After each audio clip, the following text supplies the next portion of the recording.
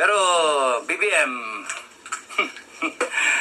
March, ano ngayon? March 6, no? March 6. So, malapit na, 24 days. 24 days, ha? 25 days. Ang nalang natitira sa iyo, Ginoong BBM, para sa iyong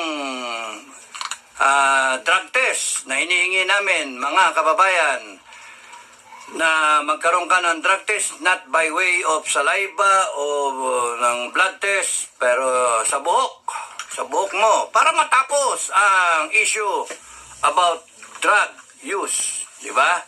Hinamong ka ni former President Duterte, ang sinagot mo, bangag si Duterte, baka siya yung may tama, no? Baka siya yung nagdodroga.